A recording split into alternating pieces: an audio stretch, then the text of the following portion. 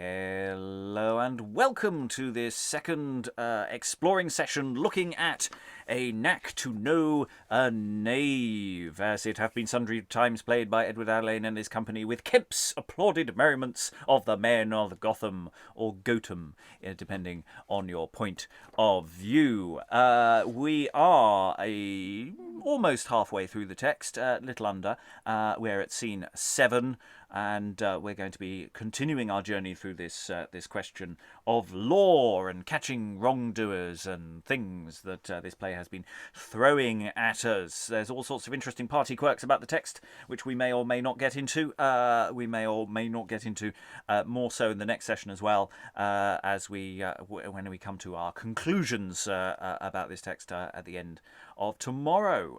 This is a play which has all sorts of interesting elements. We have demons, we have comedy, we have perhaps mini moral questions, leftover little fragments of morality, play logic, and lots of characters who have sort of appellations which are more their jobs than their actual proper character names. So reading today, one of such character, reading a farmer and also Alfrida and a cobbler is...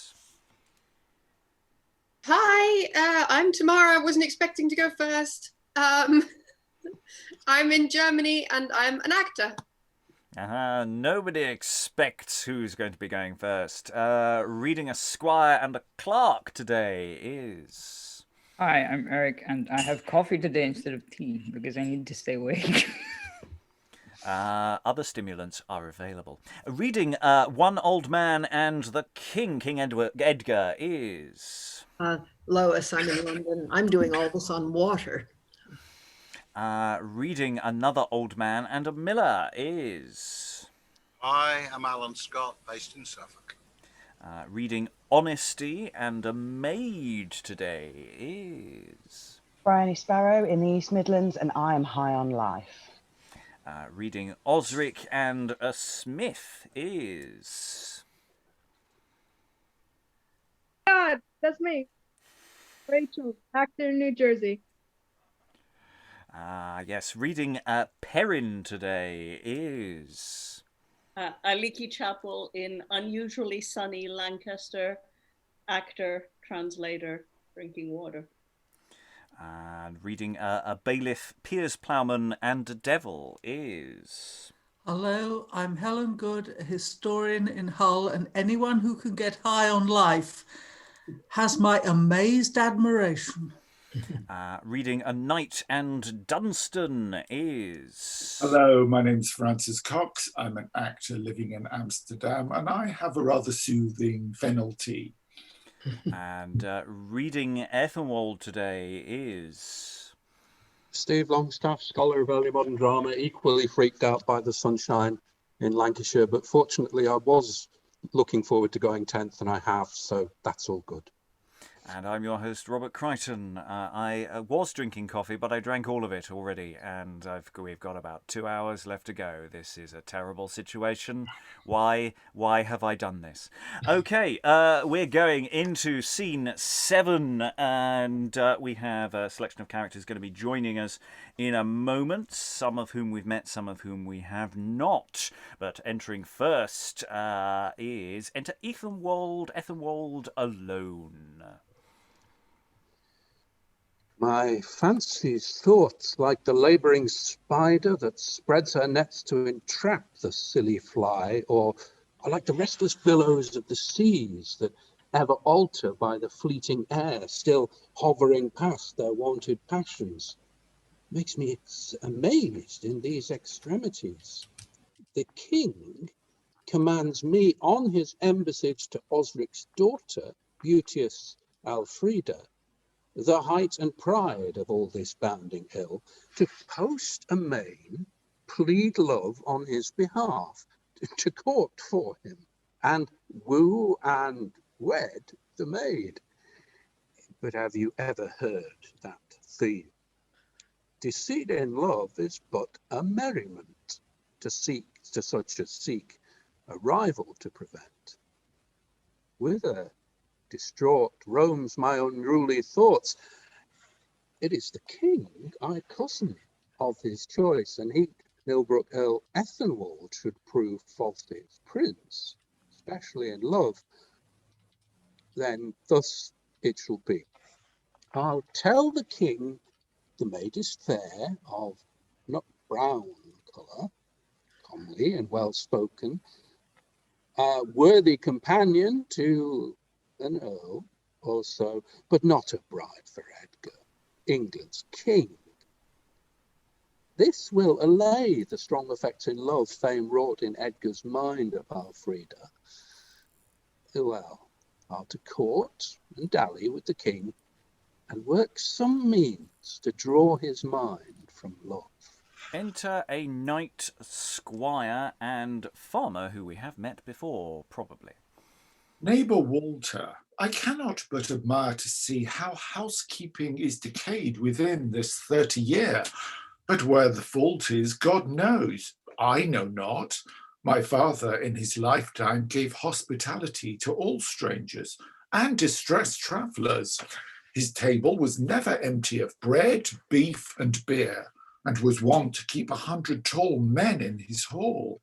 He was a feaster of all comers in general, and yet was he never in want of money. I think God did bless him with increase for his bountiful mind.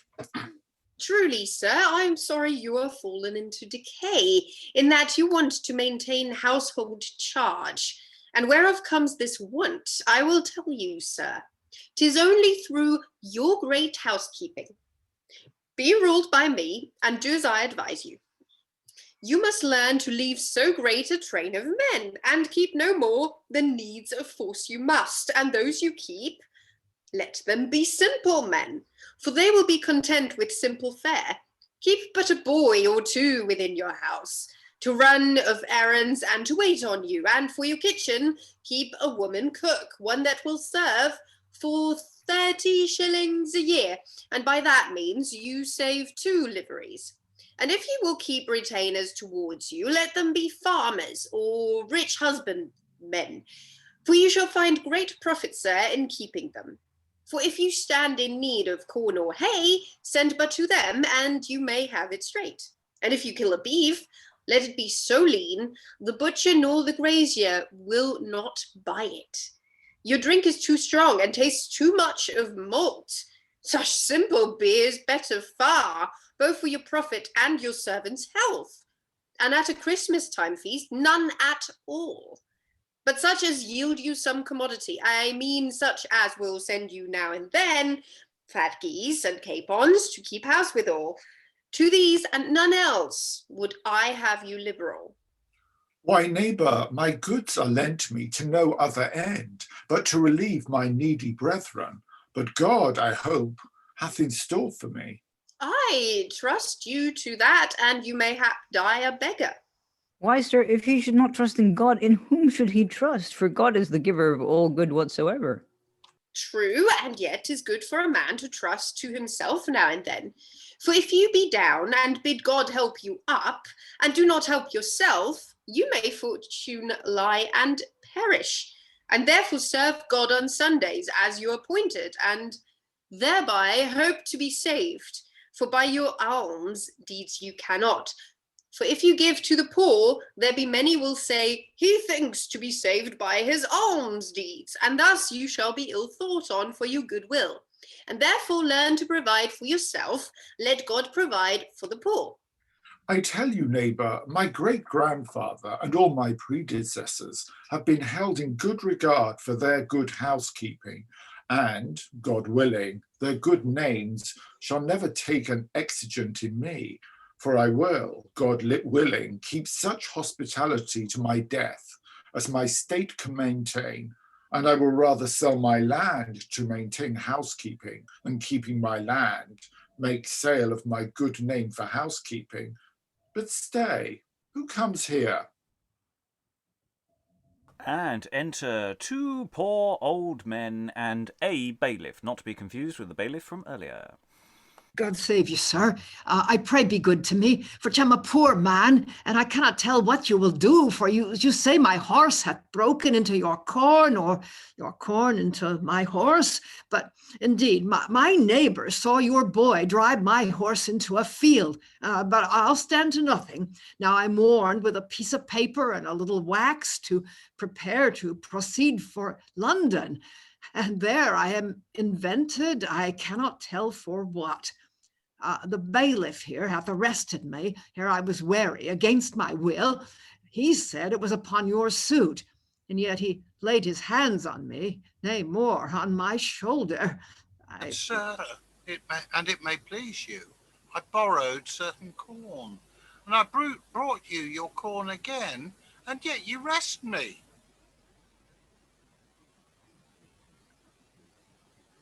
True, sir, but then was corn sold for 4 shillings a bushel, and now 'tis sold for 2.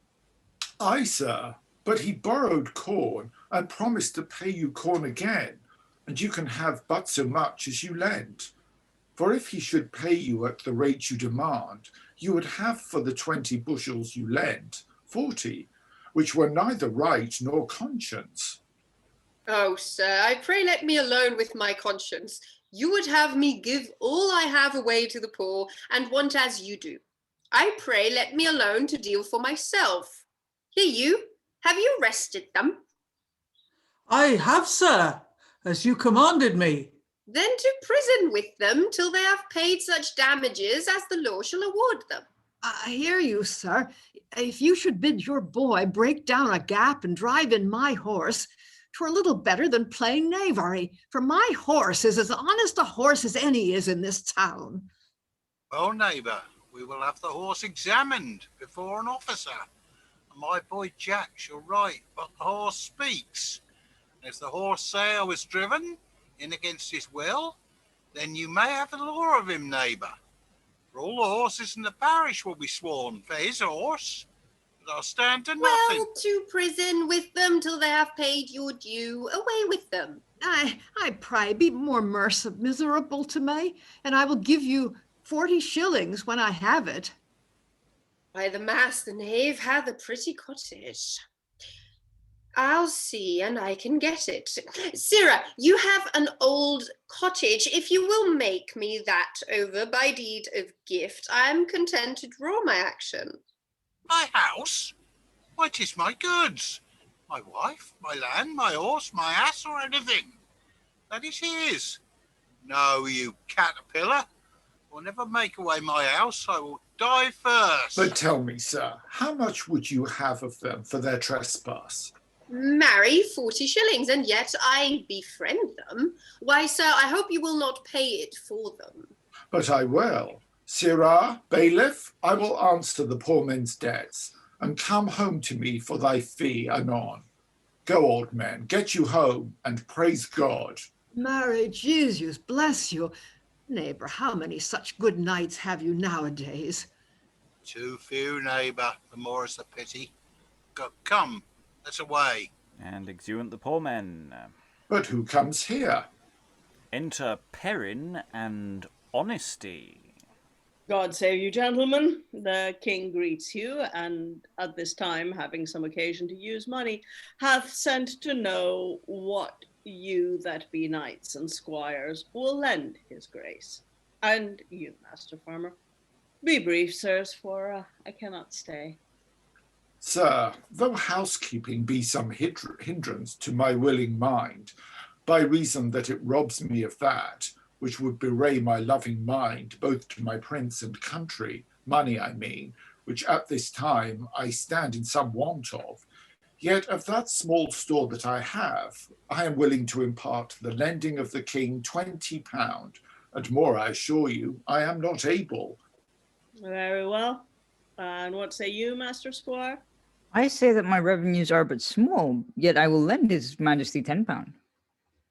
Very well. But what saith the farmer? What can he spare the king? Marry, sir, I am a poor farmer, and yet I can afford to lend the king 100 or 2 of pounds. And here you, sir, if you prefer suit I have to the king, I will give you 40 angels for your pains. Besides, I will give you the keeping of a dozen jades, and now and then meat for you and your horse, if you come to my house and lie a whole year. Why, that's well said, and I commend thy honest mind. Would all men were of thy mind. I warrant thee thou art an honest man, and one that loves the king. But tell me, what wouldst thou have me do? Nothing, but procure me the king's letter to convey corn beyond seas. For in England it is so good cheap that a man can make no living by selling thereof. Therefore, if the king will grant me this letter, I will at any time lend him £500 or £600, and perhaps never ask it again. And I will not forget your pains. Sir, fear not, I will do it for you, I warrant you. For I tell you, I can do much with the king. I believe you will do more than you will be commended for. The courtier resembleth the jay that decketh herself with feathers of other birds to make herself glorious. So the courtier must be brave, though he be hanged at the gallows. Well, sir, will it please you to come and dine with me? I thank you, sir, heartily. But what's he there in your company? A plain fellow, and his name is Honesty. Oh, let him go where he will, for he shall not dine with me. See how the farmer fears my name? What would he do if he knew my nature? But hear you, master courtier, shall I dine with you? I promise you, sir, I am very hungry. Truly, Honesty, if I were furnished with money, I would not stick to give thee thy dinner. But now thou seest, I am but a guest myself. Truly, honest fellow, if I were certain of my cheer, I would bid thee to dinner, but I know not my provision, I promise thee.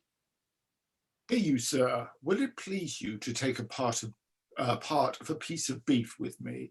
You shall be welcome. I thank you, sir, but I must dine with mine honest friend here, else I would not refuse your gentle offer. See how he can use my name and not me, but I perceive I may go dine with Duke Humphrey. God be with you, gentlemen, for none here hath occasion to use honesty. Yes, Honesty, thou shalt be my brother's guest and mine. Marry, I thank you too, for now the world may say that honesty dines with hospitality today. And they exit. A scene that within itself makes a lot of sense within the general flow of the action, raises several interesting questions about Perin and Honesty's relationship and what's going on here. I love the way the farmer works the room. I think the farmer's doing an awful lot of really good work there. You know, we've come here. Would you lend the Majesty some money? Oh, sir, I'm a poor farmer, but I can offer you a lovely bribe to go away. Yeah, there's all sorts of interesting things that we have seen in other plays, the cons and the swindles and the question of how you work, you know, people petitioning for reasonable redress of grievances, and just no sticking with absolutely what we agreed. No, you can't have any change. Absolutely not. Oh, you've got a house. That'd be lovely. Yeah, lots of questions about this scene. Again, another scene where I'm feeling there's a lot of good mileage in it. Thoughts on the room? Helen first. There's a tremendous amount of current affairs here. The Privy Seal loans were, I suppose, about this time getting up and about. Government being short of money, the lot of leaning on people to lend relatively small amounts as far as the Crown was concerned, but which were big with them, for them. And also the license to export corn. The 1590s were a time of very, very bad harvests, and a lot of difficulty with shortage of grain, and licenses to export were very valuable, but of course they were terribly unpopular, and they were constantly being cancelled when there was an uproar against them. So we've got a lot of topical stuff here. Other thoughts? Stephen, then Tamara. Just to add to that, there is a sort of sense of it reaching back into the past as well, because the way that this kind of rural scene is playing out draws on a couple of centuries worth of criticism of sort of overbearing landlords and people using the law to rip people off in an agricultural setting. And also, I think came up yesterday as well, the idea of the role of somebody like a knight in the local community is to provide basically poor relief, hospitality. This, as Helen has said, this is actually a time when people couldn't eat. I mean, it's real hardcore stuff, that links to what we were talking about a little bit about yesterday, which is a kind of, in a sense, a kind of good old days. Not only do we have the farmer, but we have this countervailing sort of social figure who is somebody who's higher up the traditional hierarchy. Tamara, then Lois. Well, I was just going to say, as somebody who's completely fresh to this play and has missed the last session, the way the farmer acts is fascinating to me, because it's so different to obviously how a modern audience looks on this and goes, how's that farmer talking to that knight? So that struck me. I thought that was really interesting, because it's different to what a modern audience expects from the typical rural farmer type character. Well, I don't know if you live near farmers, they can be quite well off, No, they never admit it. No. Anyway, Lois. Yeah, the complaints about the hospitality isn't what it used to be and so on go on forever, I think. But you remember we saw hospitality murdered in Three Ladies of London. I mean, that was a particularly striking depiction of this.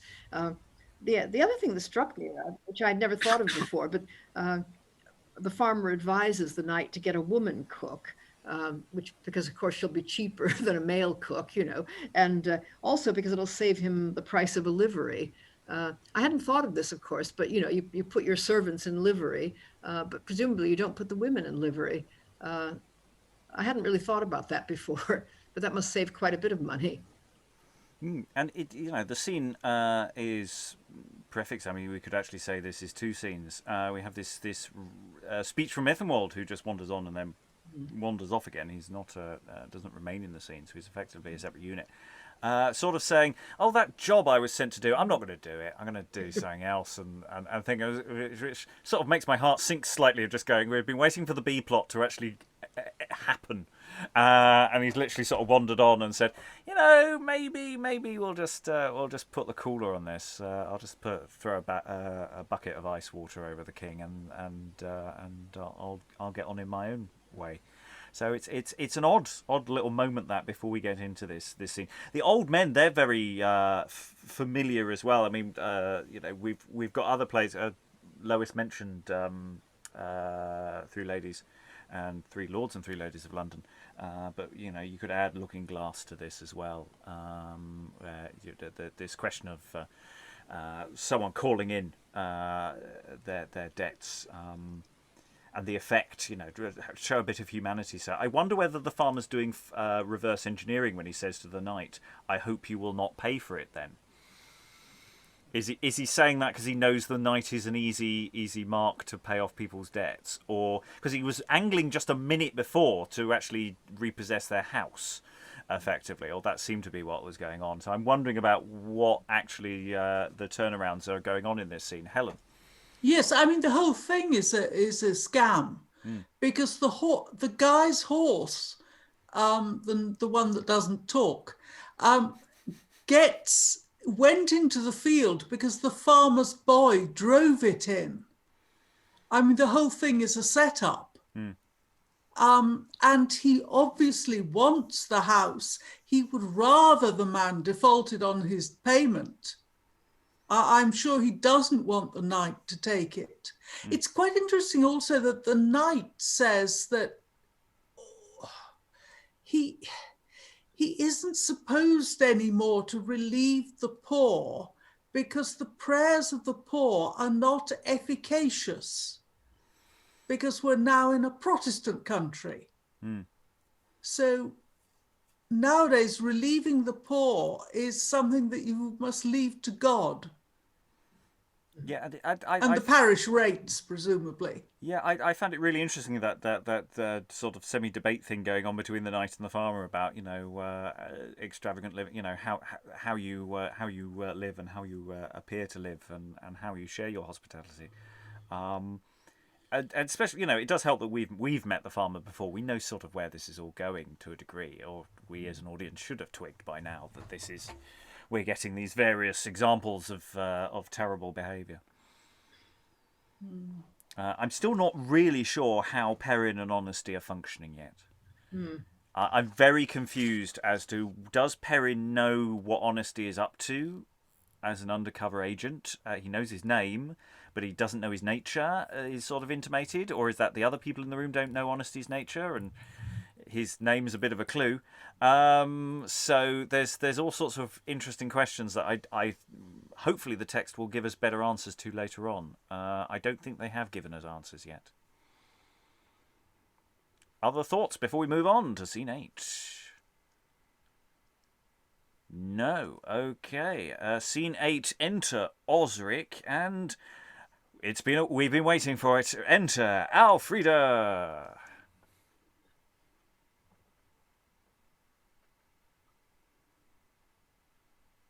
Daughter, see that you entertain the Earl, as best beseems his state and thy degree.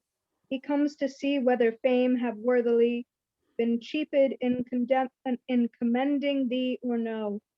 So shall thy virtues be admired at the court, and thou be praised for kind and debonair.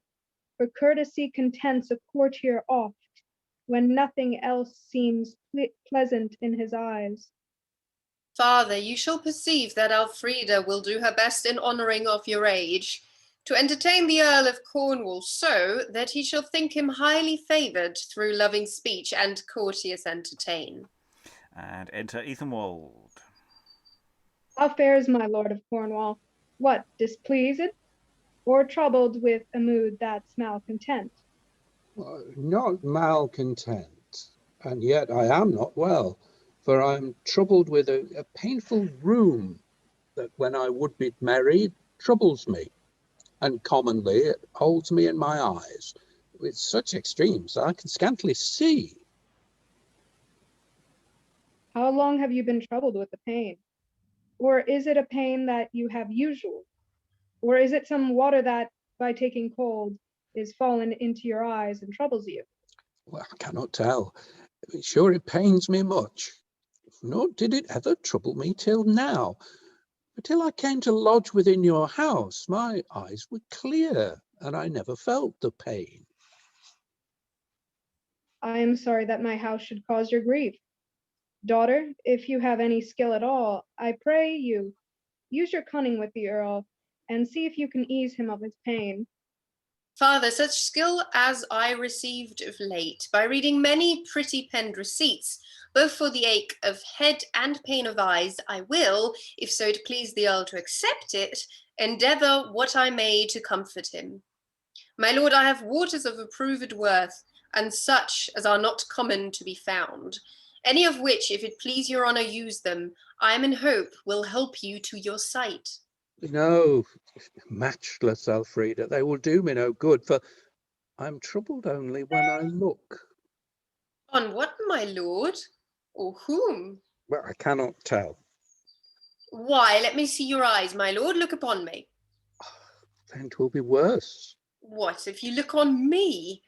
Well, then I'll be gone. Nay, stay, sweet love. Stay, beauteous Alfrida, and give the Earl of Cornwall leave to speak. No, Alfrida, thy beauty hath subdued and captivate the Earl of Cornwall's heart. Briefly, I love thee. Seem I ne'er so bold, so rude and rashly to prefer my suit. And if your father give but his content, eased be that pain that troubles Ethenwald. And this considered, Osrick shall prove my father, and his daughter be my love. Speak, Osrick, shall I have her, aye or no? My lord, with all my heart, you've my consent.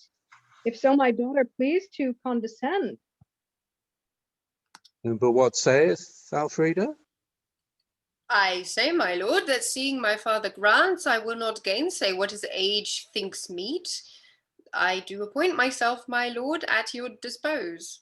Well, Osrick, now you see your daughter's mine. But tell me, when shall be the wedding day? On Monday next. Till then you are my guest. Well, Osrick, when our nuptial rites are past, I must to court of business to the king.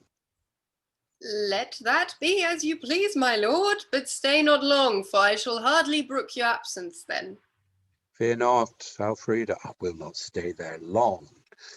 But come, let us in. Father, pray lead the way. And that's the end of the scene. So I see some people have opinions on chat, so I'll go. Aliki, any thoughts? I mean, it's the worst shut up line ever. Oh, my eyes! It is because you are so pretty. My eyes are dazzled. It worked for some reason. Yeah, it's not a long scene. It sort of gets to the point, gets in and gets out again. Tamara. Well, I mean, it works because her dad says she has to marry him, and then they both sort of turn to her and go, "That's cool, right?" And she's like, "I guess." Rachael. No, I was gonna say, I mean, it begins with, Ethenwald's fake crying, but I feel like at some point Osrick begins to actually cry because this is his daughter that he's given away in marriage. And I think that would be a funny moment if he just starts blubbering. Stephen. Yeah, just to add to that, I mean, fake crying is something we associate with clowns, isn't it? It's one of the shticks. Yeah, we've had that a few times. Yes, and it's usually a demonstrative, not crying moment. I don't know whether there's one hidden in here or lost. Whether there's a moment there to the audience. Helen. Two things. One is I was somewhat surprised to discover that Ethenwald was Earl of Cornwall. Had I missed something? I think he's called himself an earl. I don't know. I don't think Cornwall came up though. Yeah, I mean it's a somewhat sudden. Also, I didn't think this was the plan. No. No, this is the weirdness. Plan? He's just the speech he did earlier doesn't quite fit this No. bit. It fits the bit that happened before when he went to the house. But then we get this speech, the speech in scene 7, and then we have this bit. So it's slightly odd. Lois. Yeah, I think they're consistent, though. I mean, his idea is that he likes this woman so much that he's going to grab her for himself. Then he's going to go to court and tell the king, actually, he wouldn't have wanted her. Now she's not really good enough, Yeah, I mean, this story is actually told by Tennyson in Idylls of the King, and it's probably all over the place. But anyway, I know how it's going to end because I read Tennyson. Well, we've done a couple of plays. That's where this no guarantee. Francis. Yeah, it just struck me as odd that he was going to marry her very quickly before kind of making sure you know, the king's fancies were directed elsewhere, so to speak. Well, maybe just wants to make sure of the deal very quickly. Alan, then Stephen. Yeah, I mean, the line that gives me a bit of confusion is Ethenwald's penultimate line. When our nuptial rites are past, I must court the business of the king. But then it would appear that from Alfrida's line that he's going to depart immediately and then come back for the wedding. So it's slightly muddled. No, I think he's leaving after the wedding. Yeah. That was my impression. But I mean, at least Osrick. I mean, yes, there may be pressure going on there, but at least Osrick does actually say, "If my daughter please to condescend." You know, he does it. There may be pressure going on there, but he does it. The question is at least asked, which we don't always get with fathers. Stephen. I've just looking back in the script, and it's scene 5. Ethenwald says, "I'm come to do the king's command to court a wench, win her for the king. But if I like her well, I say no more. So may I see the maid, woo, wed, I, and bed her too." So even before he's seen her, he seems to have the idea of at least sleeping with her. So it's this kind of strange, choppy context. is he actually wedding her for the king in order to procure her? I mean, it's a nasty thought, but I it don't does get the occur impression in that other that's the plan. plays. I think No, he states I that- didn't either. No, I think there is an element that actually, if you ran all this at pace, the audience wouldn't necessarily notice the lack of consistency. I think there's maybe a stoppy-starty element. I'm not saying it isn't inconsistent. I'm just saying that it's possibly the thing that we're digging too much into a play that isn't exactly filled with depths. You know, scrape away the topsoil and there isn't much to find, because I don't think that's what the play's trying to do. But then I may be being unfair on the play. Other thoughts? It's a short scene. Any other thoughts before we go into scene 9? Eric? It's taken us, like, we've heard so much about Alfrida, but then it's taken us like 8 scenes, or well, 7 if you don't count this one, for her to appear, which just strikes me as very odd, sort of. For if she's sort of the main, well, not motivator, so to speak, but one of the drivers of the plot, as in like as something or someone that they want. I don't know. It just seems kind of weird. This hasn't been a very developed B plot. It has to be said. There's an awful lot of other stuff going on to do with. The primary themes seem to be about justice, so it'd be interesting to see what what happens here. With Ethenwald. Again, it might be a case that the first half of the play flies by. As long as we got Alfrida in before the interval, then we're fine. Which is about where we are in a modern production. So maybe it's fine. We'll see how far developed she is. Eric again. Thus far, it's felt kind of like I think we said this yesterday. Like other plays have done this better, and also sort of like to me it feels like, you know, sort of each scene is kind of 3 people walk into a bar kind of scene, except it's not actually funny. I don't know. I think some of it's funny. Other plays have done it. Whether they've done it better, I mean, some of those are debatable. They've certainly done it. Some of those examples are not always of the best material. Sometimes they are. Okay, let's look at scene 9. Let's get another relatively short scene. Enter the king. We haven't, I think, seen the king this session, so it's been a little while. And Dunstan. Tell me, Dunstan, what thinkest thou of the favours of kings? I think of king's favours as of a marigold flower, that, as long as the sun shineth, openeth her leaves, and with the least cloud closeth again, or like the violets in America, that in some yield an odoriferous smell, and in winter a most infectious savour. For at every full sea they flourish, or at every dead ebb they fade. The fish Palerna being perfect white in the calm, yet turneth black with every storm, or like the trees in the deserts of Africa, that flourish but while the southwest wind bloweth. Even so, my lord, the favours of kings to them they favour, for as their favours give life, so their frowns yield death. Well said, Dunstan. But what merits he that dissembles with his sovereign? In my opinion, my lord, he merits death. Then assure thyself, if Ethenwald dissemble, he shall die. But who comes here? Perin, what news that thou comest in such haste, and what is he that bears thee company? Yes, for here has entered Perin and the farmer. It is my gracious lord, an honest man, and a one, it seems, that loves your majesty, for as your grace gave me in charge, I went about into the country to see what sums of money I could make among the chiefest of the commonalty and amongst the richest knights that I could find.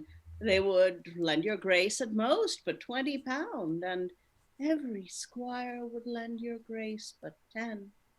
Then came I amongst the rest to this plain man, and asked him what he would lend the king. He answered, Sir, you see I am but poor, not half so wealthy as a knight or a squire, and yet in sign of duty to his grace, I will lend his majesty £200. Thanks, honest fellow, for thy love to us. And if I may but pleasure thee in aught, command me to the uttermost I may. England hath too few men of thy good mind. Enter Honesty and special guest star Piers Plowman. Honesty, what news? Where hast thou been so long? Ah, my lord, I have been searching for a privy knave, one, my lord, that feeds upon the poor commons, and makes poor Piers Plowman wear a threadbare coat. It is a farmer, my lord, which buys up all the corn in the market, and sends it away beyond seas, and thereby feeds the enemy. Oh, alas, poor Piers Plowman! What ailest thou? Why dost thou weep? Peace, man. If any have offended thee, thou shalt be made amends unto the most. I beseech your grace to pity my distress. There is an unknown thief that robs the commonwealth and makes me and my poor wife and children beg for maintenance. The time hath been, my lord, in diebus illis, that the ploughman's coat was of a good homespun russet cloth, whereof neither I nor my servants had no want. But though now both they and I want, and all by this unknown farmer, for there cannot be an acre of ground to be sold, but he will find money to buy it. Nay, my lord, he hath money to buy whole lordships, and yet but a farmer. I have kept a poor house where I dwell this 80 years, yet was I never driven to want till now. I beseech your grace, as you have still been just, to seek redress for this oppression. I beseech your grace, read my humble petition. And delivers the petition to the king. Let me see. The humble petition of poor Piers Plowman. Alas, poor Piers. I've heard my father say that Piers Plowman was one of the best members in a commonwealth, for his table was never empty of bread, beef, and beer as a help to all distressed travellers. But where thou tellest me I harbour him, and he is daily under my elbow, I assure thee 'tis more than I know, for I harbour none but this, which is my honest friend. Is this your honest friend? The devil is. My lord, this is he. If you doubt my word to be true, call in Clerk of the Assizes. Now shall your grace see how honesty can shake out a knave in this company. Enter the Clerk of the Assize. Sirrah, tell me who hath most poor men in suit at this sizes. That hath Walter Wood of Moor. He hath one poor man in suit for certain barley, and another for that his horse was taken in his corn. But what indictments are against him? Read them. First he hath conveyed corn out of the land to feed the enemy. Next he hath turned poor Piers Plowman out of doors by his great raising of rents. Next he is known to be a common disturber of men of their quiet by serving writs on them, and bringing them to London to their utter undoing. Also he keeps corn in his barn, and suffers his brethren and neighbours to lie in want, and thereby makes the market so dear that the poor can buy no corn. Enough. Now, fie upon thee, thou monster of nature, to seek the utter undoing of many to enrich thyself. Honesty take him, and use him as thou wilt. Come, sir, I think I found out your knavery. Away, sir, and bear your fellow company. And exit everyone, apart from the King and Dunstan, but we're going to pause there. Yes, what indictments have you against him? And giant roll of paper streams across the floor. Yeah, I mean, we can see all this coming pretty much from the beginning because we've had this gambit in other plays as well. Now, tell me, on a theoretical point of law, what's the punishment for someone doing something that we might get to do later on? It's this appearance of Piers Plowman. I'm just, it's interesting. It's just shorthanded. All these little moments that just feel very, very old school morality play that just keep popping up in this text. I'm finding this fascinating. Stephen. Just to sort of bounce off that really, with my sort of medieval peasants revolt nerd head on, there's a excellent letter supposedly from John Ball to the Commons of Essex, where he says, "Bid Piers Plowman go to work and chastise Hob the robber." In other words, Piers Plowman, I mean, there's a whole sort of tradition of writings about Piers Plowman, but one aspect of that tradition is that he's yet another one of these early modern kind of V for Vendetta masks. You know, he's the kind of sort of folk representative figure. And in a kind of nation which is, you know, sort of 95% plus rural, you know, the equivalent to somebody like Piers Plowman is the way we talk maybe about the streets now, or something like that. You know, the kind of a sense of where you go for a true sense of what the people of the nation are thinking and experiencing. So I think it's extraordinarily interesting that this is a figure who we can trace back 2 centuries. In terms of, you know, texts about him, and also with a sort of slight, you know, an element of link to a medieval tradition of commoners sort of protesting against injustice. It's just the way the scene's going, because of course it's full of the ironies. We know when Perin come in and the farmer that they're talking about. You know, this person's going to give you money and he's any good, and just buying access to power. And of course, we know that honesty is almost certainly going to turn that around. We know that because it's been prefigured by Dunstan. So it's interesting. There's this question of what the audience is expecting out of this scene as it goes as well. Because, you know, we've already had one ta-da moment, and we've got another ta-da moment. We've got the surprise star witness coming into the scene. You know, Perry Mason once again would be proud. Other thoughts? Rachael, then Lois.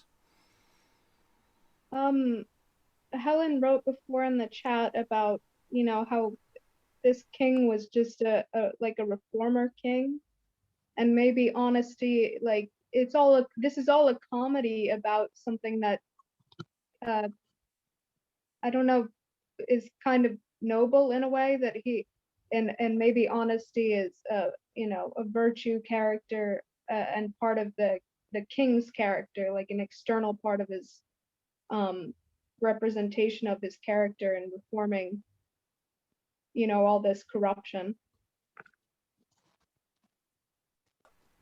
Lois.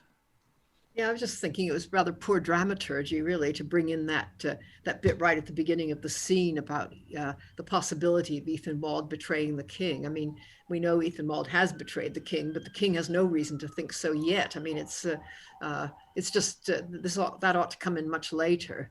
That whole the handling of the Ethenwald plot seems to me pretty crude. It seems weirdly Dadaist, doesn't it? It's like these are all the right bits, but not necessarily in the right order. But I mean, maybe it's there to, again, that the audience is not expected to not expect these things. You know, maybe this is a deliberate aim from the dramatist to make sure you know exactly what's coming, rather than sit here with surprises. Because the Ethenwald scene is about to come. It's effectively a continuation of this scene, even though we've got it labelled here as scene 10.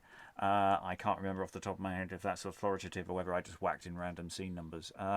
So I'm starting to think it's the latter. Any other thoughts in the room? Eric. Again, it's Perin who brings in the farmer, but we like sort of told that they were related, or is this a different farmer? Yeah, this element of what the hell is Perin doing is really confused, and the relationship between what honesty, who knows who is doing what, is really not currently clear, and I'm suspecting that it may not become clear. But then again, it's an interesting question that does it matter? Is now raising itself in my mind. I suspect it does actually, but I think it's getting more of a problem. But we shall see. Let's finish this scene unless there are additional thoughts. Eric. Well, also there's an interesting element to like the scene where, because it basically tells you the way farmers and other sort of parties have increased the price by basically, decreasing supply by sending stuff overseas or just buying all the corn so they don't, so they can't be so they can control the price basically. Yes, continuing the element that was articulated in the scene before. Yes, hoarding and all manipulation of the markets. Briony, were you waving? Yeah, Ish. I sort of, yeah. Since the start of this play, I don't know. I just feel like Perin, because Perin's the only one that's been named out of his family with an actual name that isn't just his job. I just feel like, yeah, he's going to be different somehow, and now obviously he's going around like Honesty's sidekick. So perhaps he's the one of the family that gets redeemed somehow. I don't know. I sense there's something there. There's real questions as to it's also, it's just how much does Perin know about what Honesty is trying to do as well. I mean, surely he should know. So either he's doing these things deliberately to get rid of his brothers, or he doesn't quite know what's going on with them. Maybe he's honest. Yeah, he could be honest. I mean, we might have damned him, and it's all a lie. At the moment, I don't think there's anything damning him yet. If he's in on what's going on there, I'm possibly overstating that. Briony. Did he participate in the whole deathbed thing? Because he was the only one that didn't speak, wasn't he, in that scene? To say, I'm terrible, listen to all the terrible things I do, Dad. He does at the end, but I'm not quite sure how that functioned now that it's quite far in the past. Oh, that was a hair I set running. He says he can forge documents and do all sorts of bad things, so he does state it, but he could be lying. He's not lying. He could be lying. Other thoughts? Sorry, lots of hands suddenly flew up when I was putting unsubstantiated thoughts up in the air. Stephen. Yeah, the great thing about this play that when you say damning, this would actually involve a devil coming on stage because it's happened already. Eric. I was going to say that it's interesting though, because Perin seems to be a sort of, well, not quick change character, but like he goes, yes, this is an honest man, and then, but actually, in sign of duty to, Your Grace, he will lend Your Majesty £200, although he says that he's poor. So basically, he's kind of don't know, it kind of feels like he's either being sarcastic or not. It's hard to tell. Other thoughts before we effectively complete this scene rather than go on to the next? What I've got labelled as scene 10, which I'm now questioning. Enter Ethenwald to the King and Dunstan. King and Dunstan still on. They've just sent these people off for their knavery. And say, Ethenwald enters. Health and good hap before your majesty. Ethenwald, welcome. How fares our beauteous love? Be brief, man. What will she love or know? Then, as your grace did give me in charge, I have discharged my duty every way, and commune with the maid you so commend. For when the sun, rich father of the day, eye of the world, king of the spangled vale, hath run the circuit of horizon, and that our Tophalex, the night's bright star, hath brought fair Luna from the purpled maying, where she was dallying with her wanton love to lend her light to weary travellers. 'Twas then my chance to arrive at Osrick's house. But being late, I could not then unfold the message that your grace had given in charge. But in the morn, Aurora did appear, at sight of whom the welkin straight did clear. Then was the spangled veil of heaven drawn in, and Phoebus rose like heaven's imperial king.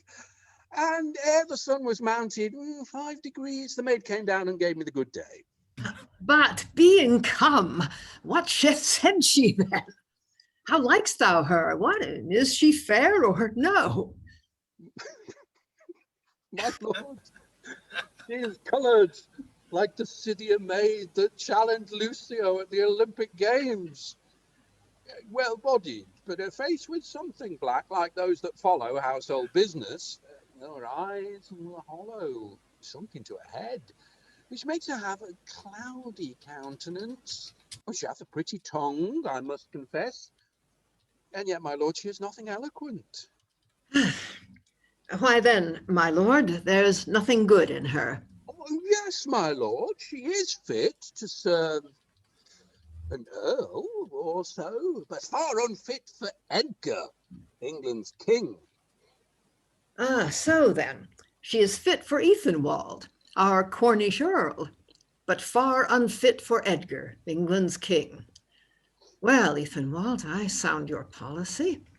But tell me, faith, dost thou love the maid? Speak truly, man, dissemble not.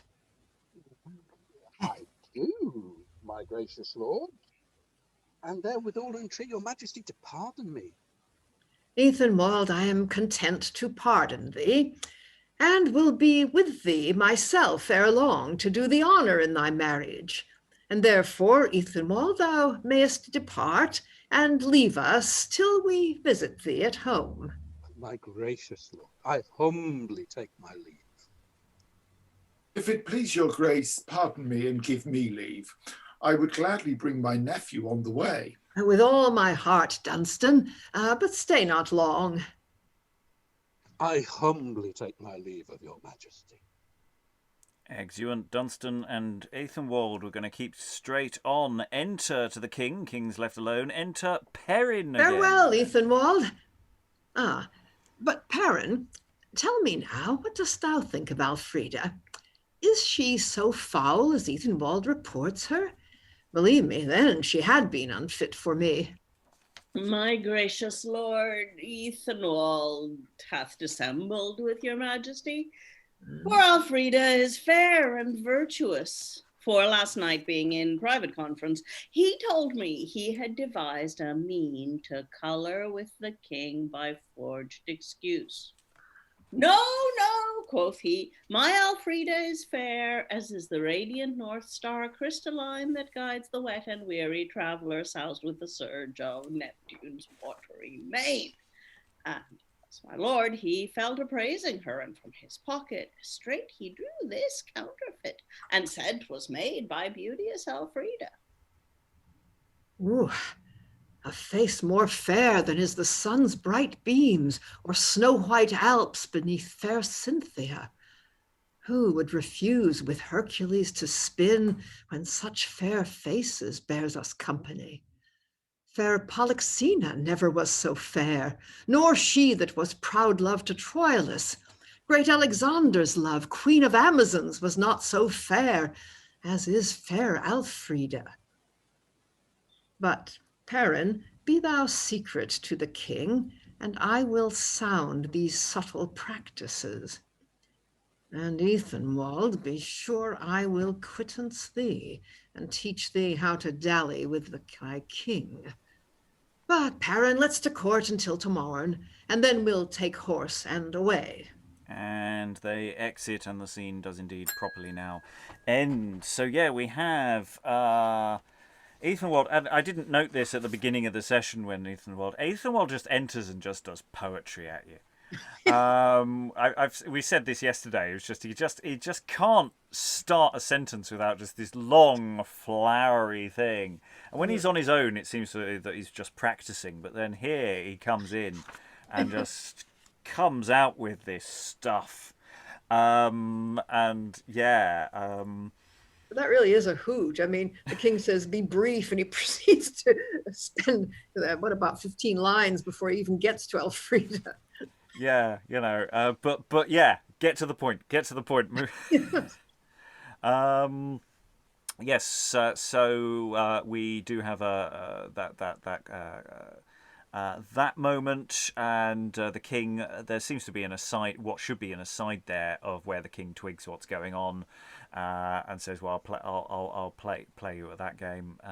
Do you love her really, and yourself?" And he just says, "Yeah." So it's like there's no lengthy deception going on here.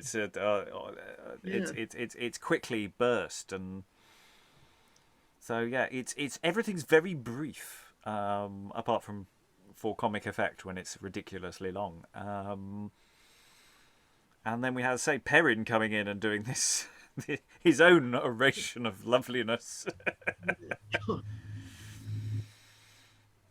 And yeah, the king's quite keen. Again, why it's Perin saying this and how he knows is never fully explained.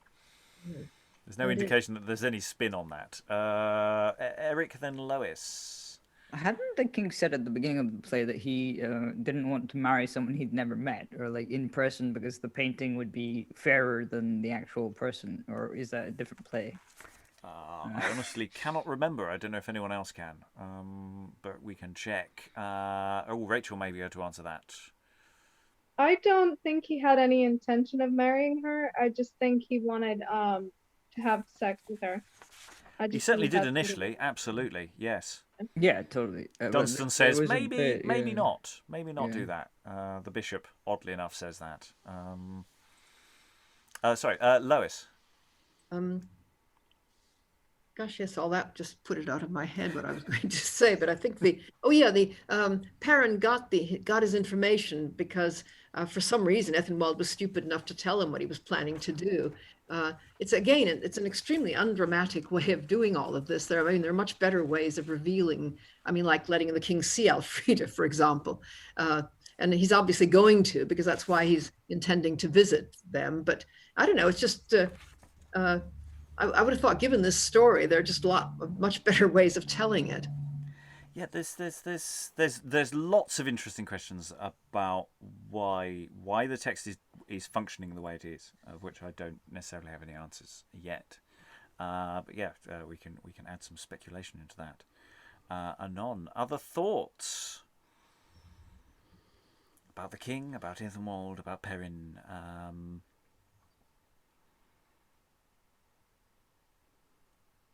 Okay.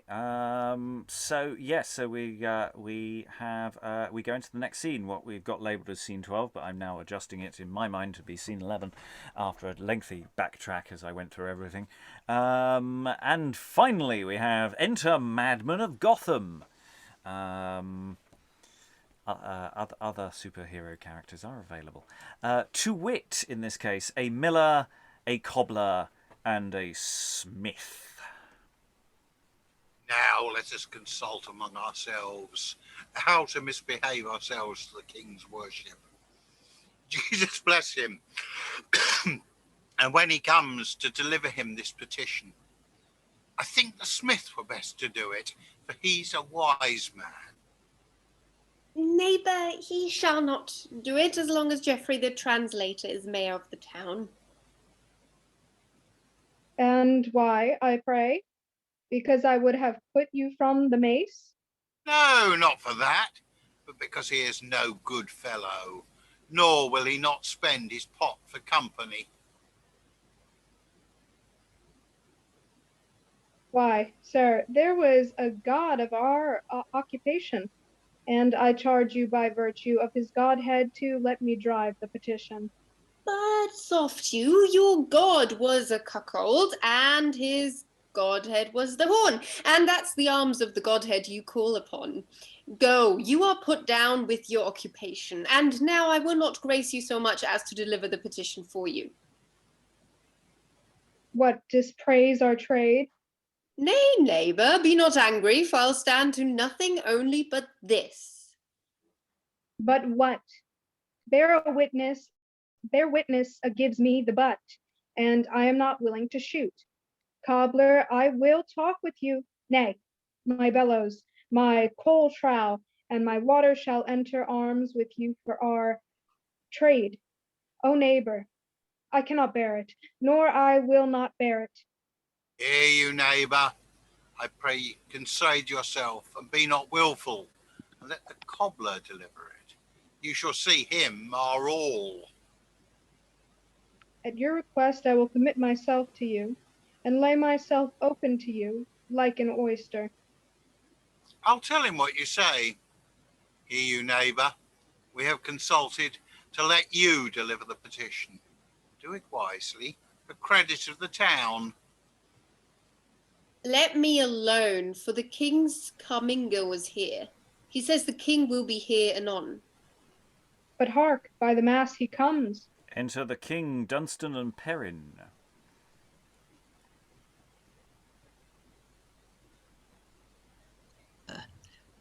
How now, Perin? Who have we here? We, the townsmen of Gotham, hearing your grace would come this way, did think it good for you to stay. But here, you neighbours, bid somebody ring the bells, and we are come to you alone to deliver our petition. What is it, Perin? I pray thee read. Nothing but to have a license to brew strong ale thrice a week. And he that comes to Gotham and will not spend a penny on a pot of ale, if he be a dry, that he may fast. Well, sirs, we grant your petition. We humbly thank your royal majesty. Come, Dunstan, let's away. And they exit as we seem to have stumbled into a scene from John a Kent and John Macumber. I mean, it is. I'm not imagining this, am I? It's the turn-up scene. Yeah. It's basically the same setup, just much shorter and much less developed. How weird. So for the viewers at home, John a Kent and John Macumber, there was a scene that was very like this, with a person, and basically it was this thing of who's going to deliver the speech to the king, who's going to do this, and have we got everything ready, and things. It's a longer and more developed bit of business than this. This is again very short, very to the point bit of business. It's really interesting. That's stumped me. Eric, I'm just wondering about the function of this scene. Is it like just to allow a quick costume change or something? Because it seems kind of. It's not so much that, the play has been concerned with, farmers' problems or, I don't know, sort of the common people's problems.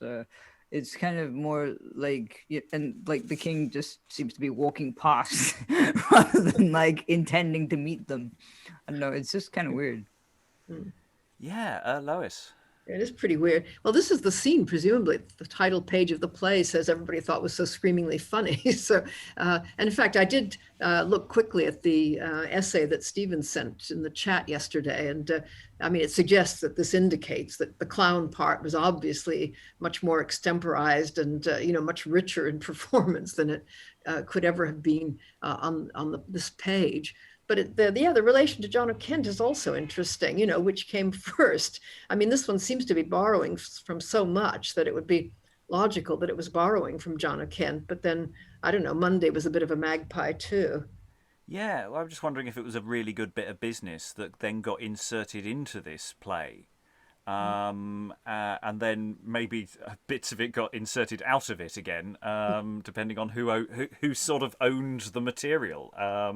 Regardless of whether in a legal sense or just simply in the sense of there'd be a hell of a ruckus if you nicked some of somebody's material that they used on a semi-regular basis.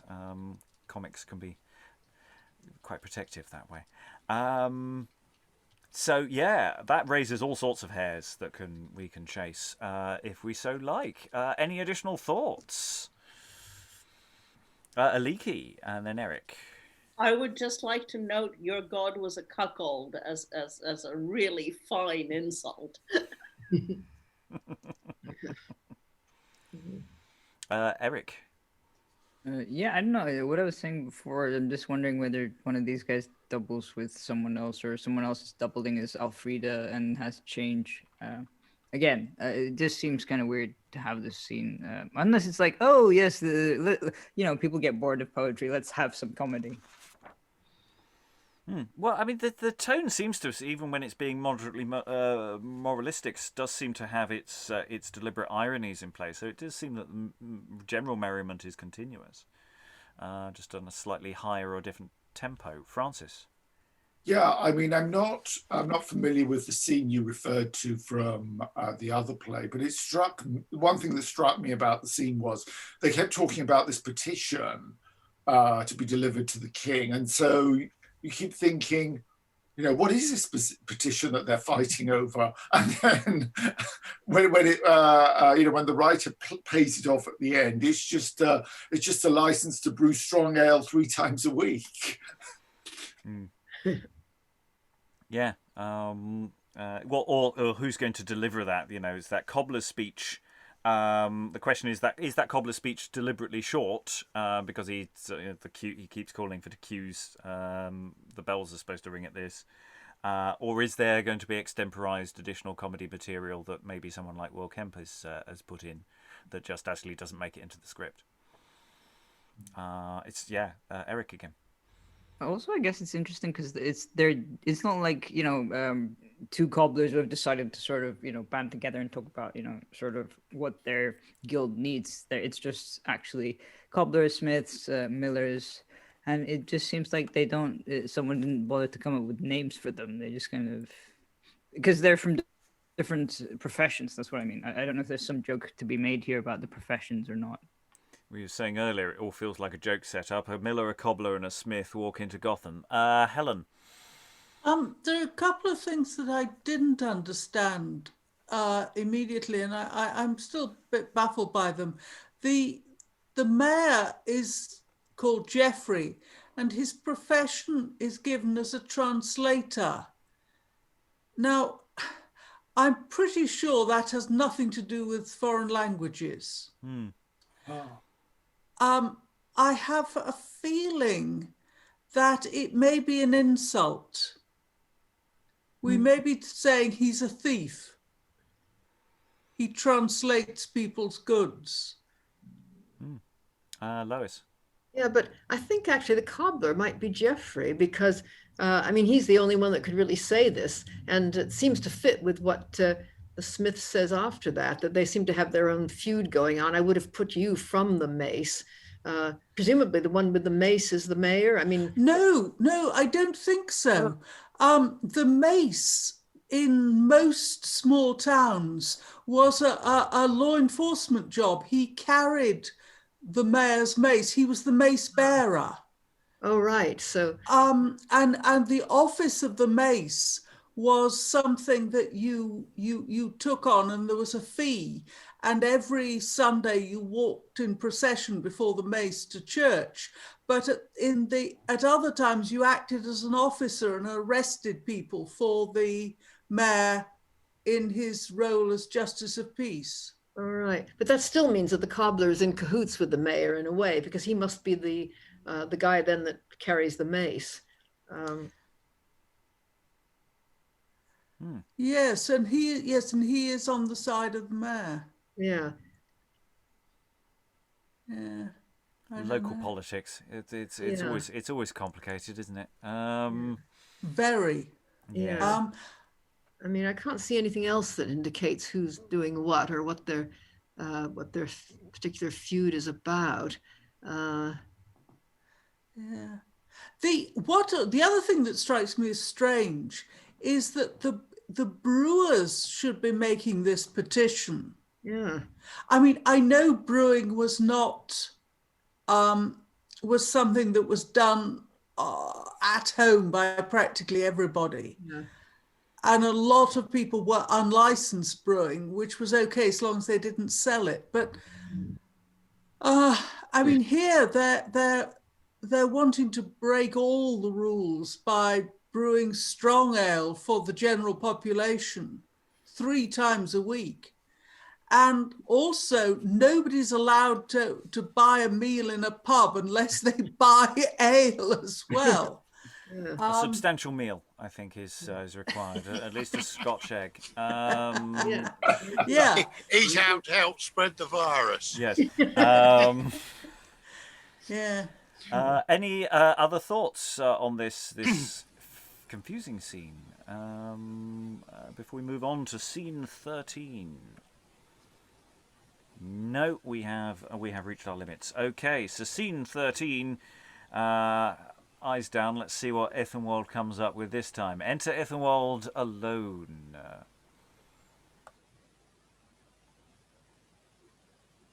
Ethenwald is muted, so his poetry flies past our heads.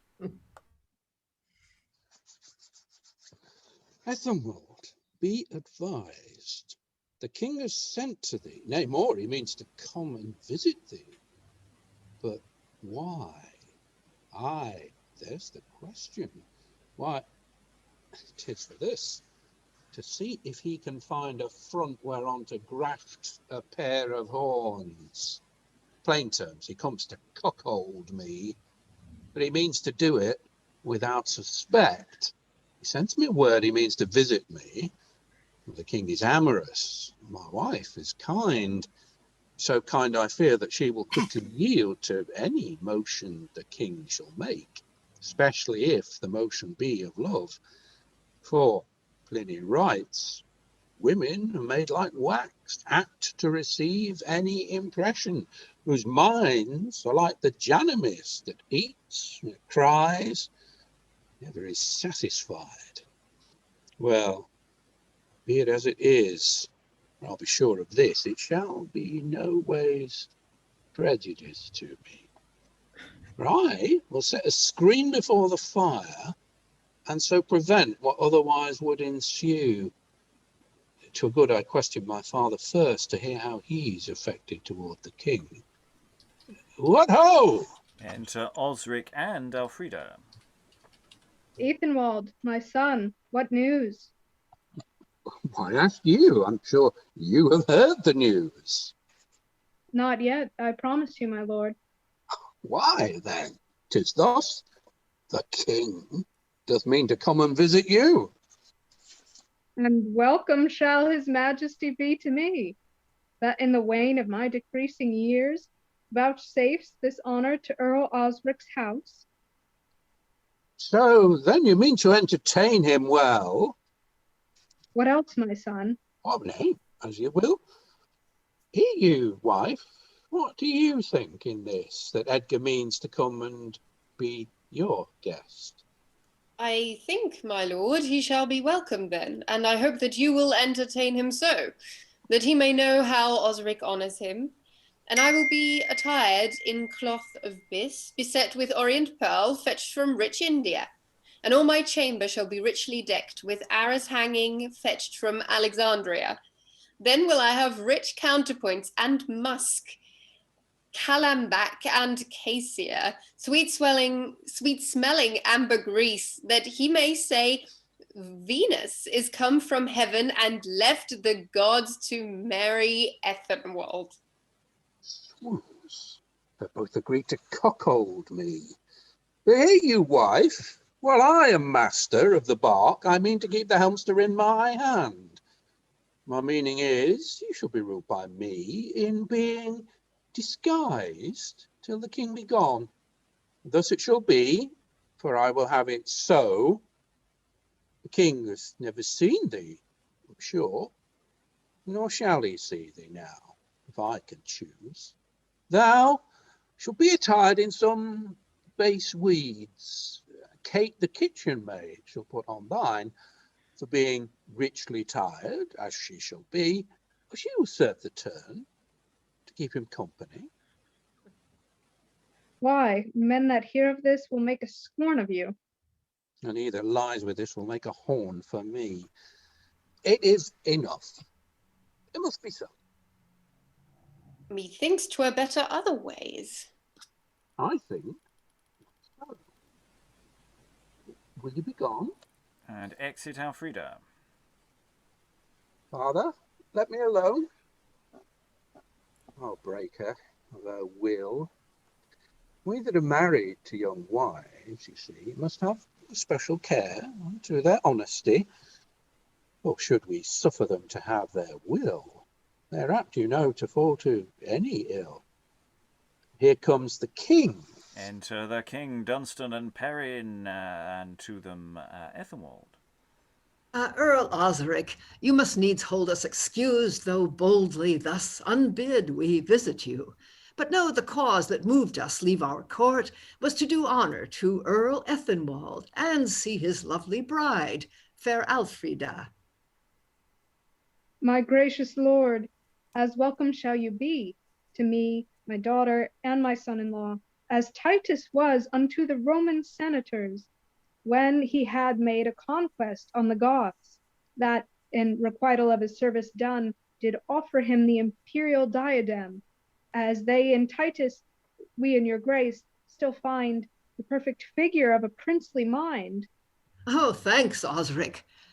But I think I am not welcome, because I cannot see fair Alfrida. Osrick, I will not stay nor eat with thee till I have seen the Earl of Cornwall's wife. Please your majesty to stay with us. My wife shall wait as handmaid on your majesty, and in her duty show her husband's love. Good time, my lord. See where she comes. Enter the kitchen maid in Alfrida's apparel. Alfrida, you must leave your kitchen tricks. Use no words but princely majesty. Now, Jesus, bless your honourable grace. Come, I pray, sit down. You are welcome by my troth. As God save me, here's never a napkin. Fie, fie. Come on, I pray, eat some plums. They be sugar. Here's good drink, by lady. Why do you not eat? Nay, pray thee, eat, Alfrida. 'Tis enough for me to see thee eat. I thank you heartily. By my troth, there's never a cushion. By my troth, I'll knock you anon. Go to. My lord, this is not Alfrida. This is the kitchen maid. Peace, Perin, I have found their subtlety. Ethenwald, I pray thee, let me see thy kitchen maid. Methinks it is a pretty homely wench. I promise thee, Ethenwald, I like her well. My lord, she is a homely kitchen maid. One whose bringing up has been but rude, far unfit for Edgar's company. If your grace want merry company, I will send for ladies, wise and courteous, to be associates with your majesty. If your grace will have musicians sent for, I will fetch your grace the best in all this land. Ethenwald, no, I will have the kitchen maid, and therefore, if you love me, send for her. For till she come, I cannot be content. I will not fetch a swoon. Here she comes. Enter Alfrida in the kitchen maid's attire. Successful fortune and his heart's content daily attend the person of the king. And Edgar, know that I am Alfrida, daughter to Osrick, and lately made the Earl of Cornwall's wife. Why, is this not Alfrida? No, my good lord, it is the kitchen maid, whom Ethenwald, in too much love to me, hath thus attired to dally with the king. By my troth, my lord, she lies. Go to. I'll course you by and by. Away, base strumpet, get thee from my sight. Go your ways. You're a cogging knave, I warrant you. Exit Maid. Base Ethenwald, dissembler that thou art, so to dissemble with thy sovereign, and afterward, under a show of love, thou camest to soothe thy leasing to the king, meaning by that to make me to conceive that thy intent was just and honourable. But see, at last thou hast deceived thyself, and Edgar hath found out thy subtlety, which to requite, think Edgar is thy enemy, and vows to be revenged for this ill. Go to thy husband, beauteous Alfrida, for Edgar can subdue affects in love. Thanks, gracious king, mirror of courtesy, whose virtuous thoughts bewray thy princely mind, and makes thee famous mongst thy enemies. For what is he that hears of Edgar's name, and will not yield him praise as he deserves? Nor hath your grace ever been praised more, or termed more just in any action, than you shall be in conquering your desires, and yielding pardon to Earl Ethenwald. Will you be gone? My gracious lord, I humbly take my leave. And Alfrida and Ethenwald exeunt. How am I wronged, and yet without redress? Have patience, good my lord, and call to mind how you have lived praised for virtuous government. You have subdued lust unto this day, and been reputed wise in government. And will you blemish all your honours got, and being termed a foul adulterer? Dunstan, forbear, for I will have it so. It boots thee not to counsel me in this, for I have sworn the death of Ethenwald, and he shall die, or Edgar will not live. Dunstan, it is enough. I am resolved. Exit the king. Nay, if it be so, then Ethenwald shall not die, and since entreaties cannot serve the turn, I will make proof for once what art will do. Astaroth ascendi, veni Astaroth, Astaroth veni. And as we were all expecting, enter the devil. What wilt thou? Tell me, what means the king? I will not tell thee. I charge thee by the eternal living God that keeps the Prince of Darkness bound in chains, and by that Son that thou wouldst gladly see, by heaven and earth and every living thing, tell me that which I did demand of thee. Then, thus, the king doth mean to murder Ethenwald. But where is the king? Seeking for Ethenwald. But I'll prevent him. Follow me invisible.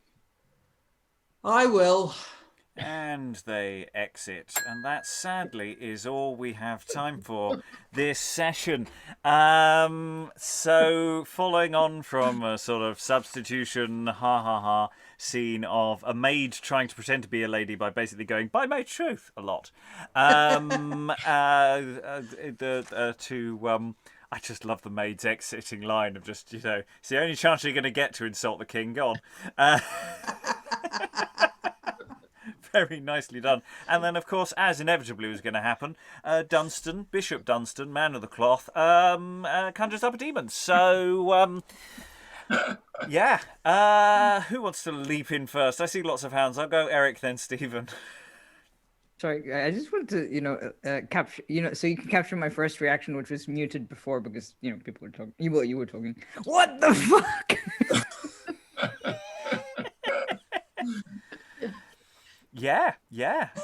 Good response. We're here to catch your first impressions. That's a pretty good first impression there. Stephen, then Francis. Yeah, can we award this play some kind of prize for best gratuitous shoehorning in of a devil? Somebody who's listened to the king, who has said, "I have sworn the death of Ethenwald." 5 lines later, conjures up a devil to ask what the king means by "I have sworn the death of Ethenwald." Well, he's sworn the death of Ethenwald. Yeah, and apparently what it means is he's going to murder Ethenwald. Got it. Really? Yeah. There needs no ghost come from the grave to tell us. No, you think of the demon as more an app. He's just asking, just done a Google search on this, and that's what the demons told him. He said, Francis. Yeah, when I was reading it, I had this sort of vision of Astaroth throwing off his clerical garb and to reveal some satanic robe. But I also found it really kind of odd that Dunstan was asking Astaroth these questions. I mean, Astaroth seemed to be stating the bleeding obvious that the king's going to look for Ethenwald and kill him. Yeah, because none of what the king said looked like an aside that he doesn't actually tell Dunstan. I'd sort of quickly look over it and see if, it could be played that he doesn't actually say it so he hears, but it doesn't look like it's constructed that way at all. So we've had an Astaroth elsewhere.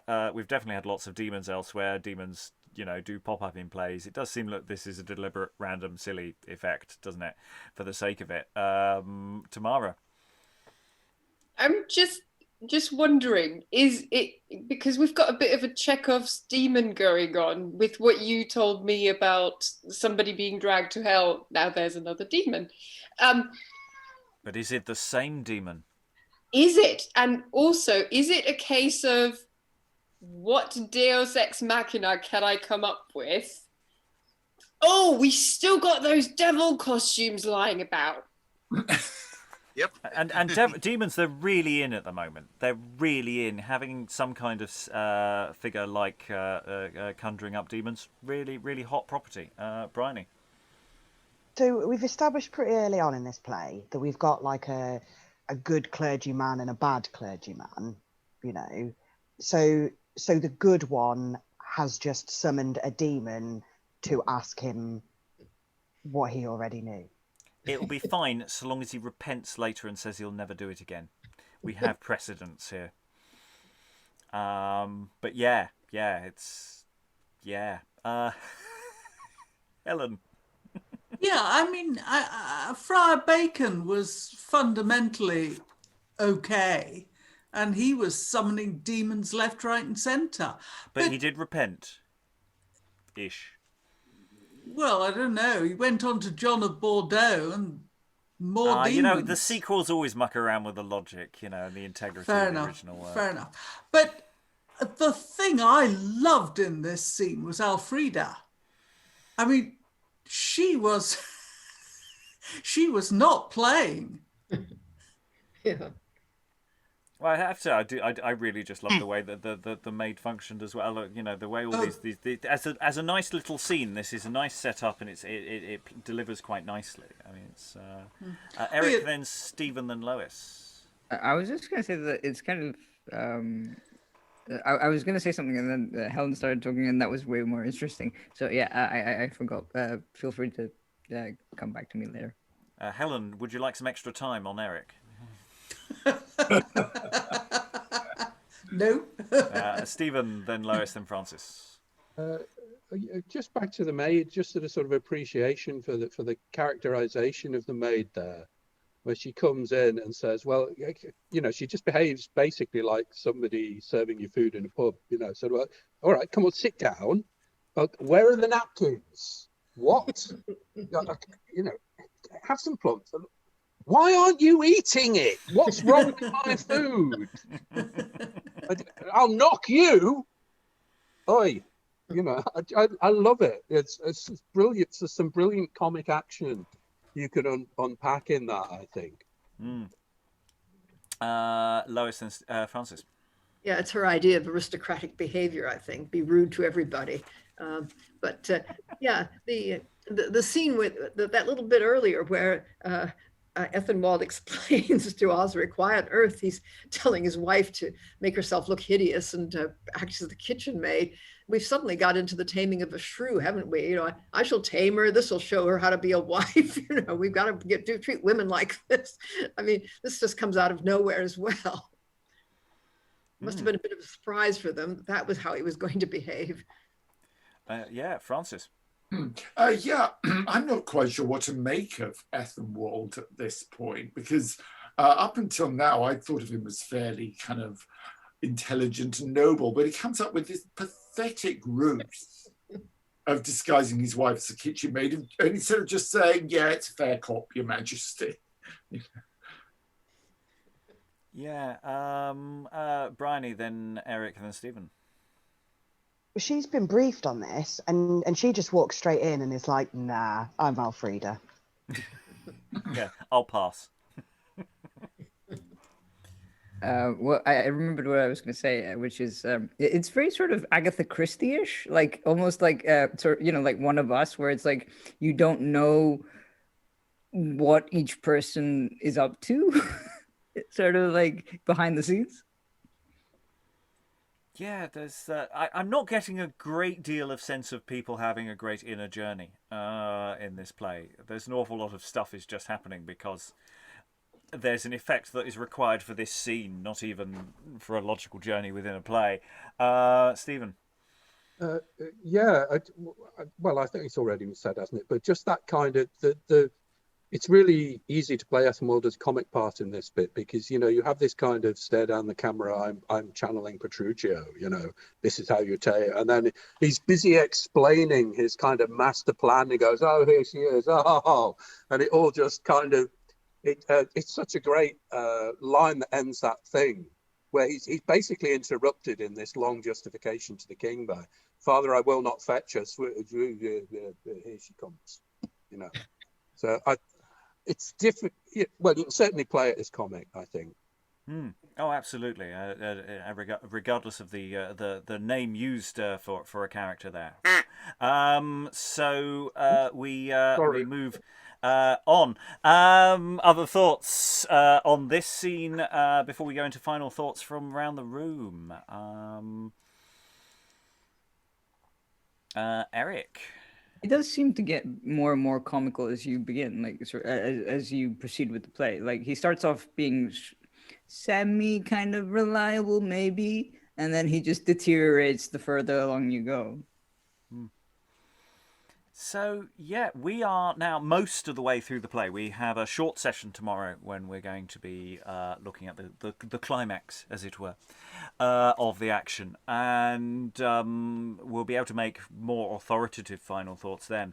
But I mean, I have to say, look, yeah, it's clear that there are various issues with this text. But I have to say, for all of the sort of non sequitoriness of it all, I'm enjoying it, and I can definitely see a way of making that all it all hold together, largely by making sure that the audience have no time to think about the logic of anything, which I think is. But it's so far I'm just having a lot of fun. So yeah, thoughts about what to do with this text, performing of it, any final thoughts about this session or the play overall so far? Alan, any final thoughts? I must admit, the more further we go into this, the more this feels to me like it's an end of season show. Let's find all the best bits that we've done this season. Put just enough linking material to hold the sketches together. And provide plenty of room for any of the cast to actually go off on their well-known riffs. So it's akin in some ways to a panto script of, the very, very brief scenes which we've remarked upon, which I'm sure the performers on stage would actually have developed and taken in whatever direction happened to take their fancy at the time. Yeah, well, harking back to Wit and Science, or whichever iteration, the third iteration I think it was, where it's like they'd taken an old play and then they crowbarred in extra bits into it. And, you know, that whole Gotham scene feels like that just got crowbarred into it. I'm just wondering whether this is all being built on an older play that they then are crowbarring extra material in. That may hold some water, and maybe give us a performance routine as well. If we're talking about looking for modern analogues that we can play with for some of this action. Stephen, I'll go to you next for final thoughts, as you were waving. Well, it was just Alan's point. We do actually have performance data for this, and it is an end of season play in the sense that it's something like 4 months into the season at the Rose where they're playing this, and this shows up. They start in February, and this shows up in June. They didn't know the season was going to end quite the way it did, but actually, that that such data as we have supports Alan's idea. Mm. Do we know what else they played in that season? There's more to come about that, but not just now. Yes, we may deliver more data anon. But Helen, do you have any final thoughts about the play? No, I think it's a hoot. I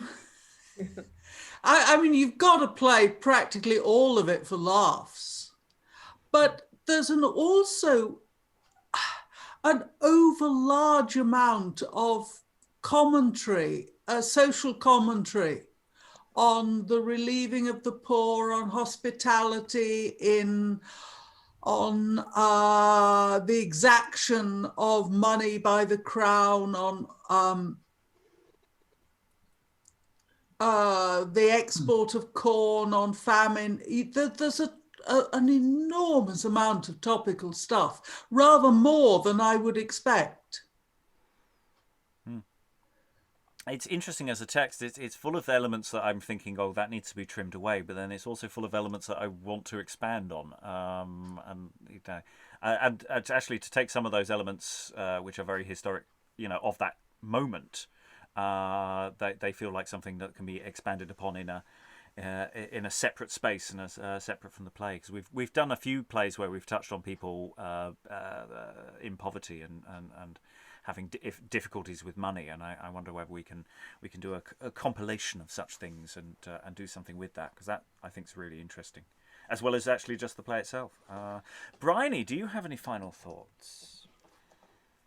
I do. Yeah, obviously I've not read as much as most of the people here in terms of plays or like historically, but I'm really enjoying this. Yeah, I guess like social commentary, like Helen said. Just there's a lot of interesting kind of day-to-day life sort of. It gives you a real feel of the times, a lot more than anything I've read thus far, apart from maybe that one gambling scene in my memory is so bad. I could have read as much as all of you and forgotten most of it already, but I haven't. But yeah, it's strange and it feels a bit patchworky or something. It does feel a bit odd, but I wouldn't have known about that, maybe pertaining to it being like an end of season thing, but that all makes sense what you've said about that. But yeah, it's interesting and I'm enjoying it, but it's odd. Yeah, absolutely, and that scene was from Misogynous. He said without checking his notes. God, that's straight out there. Didn't have to turn and wait for someone to put it in the chat. Definitely knew that off the bat. He lied. Francis, any final thoughts? Coming in cold midway through a text. Just to reiterate what other people have said, it's a strange mismatch, and the two halves of the play don't really come together at all. But I am enjoying it for the reasons that other people have said. And I'm looking forward to tomorrow to see how it all plays out. Yeah. Sometimes plays shouldn't work. Sometimes you look at them on paper and they should just fail, and yet sometimes they just charm you. Rachael, any final thoughts?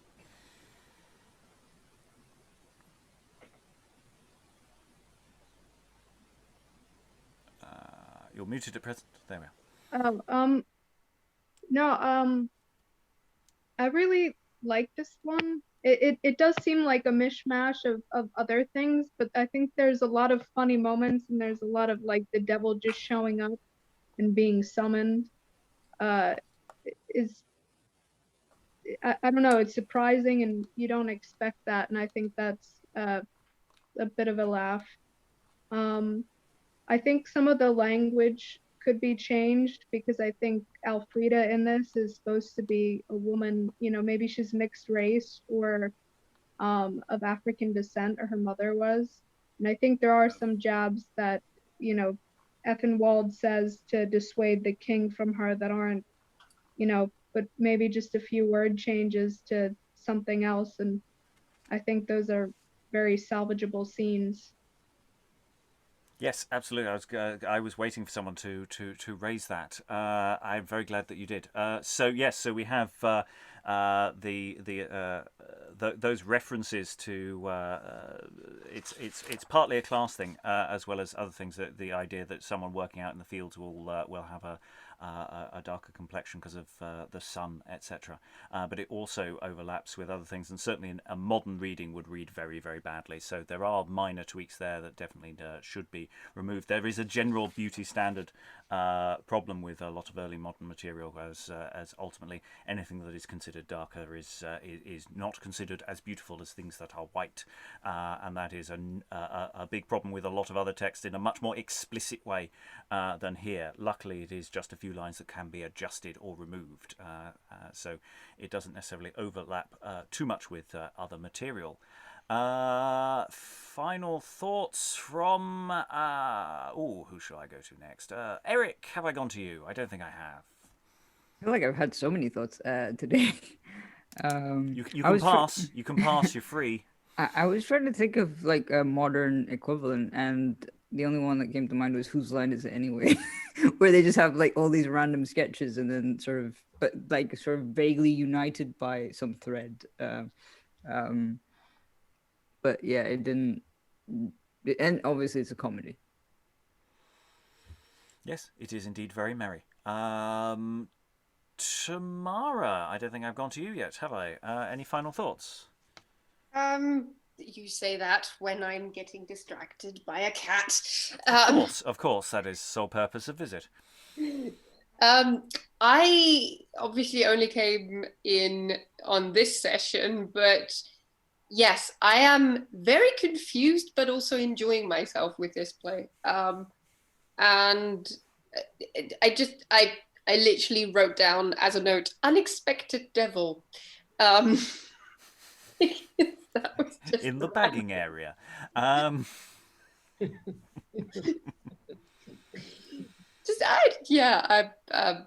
can't wait to see where it goes tomorrow. Excellent. Lois, any final thoughts? Yeah, I find it, I'm now beginning to get more of the feel of it. I think that it's funny really from the beginning, but the serious bits, I think, we find them very truncated. And I think in a way that's the point. It's like a lot of these spoof things, these spoof historical things, where, I don't know, they're being really difficult in the colonies. Yes, let's have a stamp tax on them. Okay, yeah, and let's send the army over. Right, I think they've just raised an army of their own. Okay, well, we'll fight them. It's all, it's happening so fast that it becomes ludicrous. And I think that's sort of the idea. We've got a weird combination of a pseudo-historical story about King Edgar, and then a story about a miser's 4 sons and what happens to all of them. But most of the scenes are really just self-contained, almost little gems on their own. Each of them is quite funny and could really almost be done on its own, I think. Aliki, final thoughts? Yeah, I think I'm along for the comedy ride. The only thing that I do find a tiny bit tedious is the explanations of how various cons work, because I can't grasp them very well anyway, and I'm sort of feel like I'm sitting there watching The Big Short done in miniature. Yeah, no, I entirely agree. I think yesterday I did rather pointedly say, what is the con here? I don't understand it. I know there's a con going on. I can see structurally what's going on in this scene, but I don't understand the details. And yes, it goes into a lot of detail, and that might be something for in production you trim back, but for in another place is a way to actually dive into these issues that we might want to do.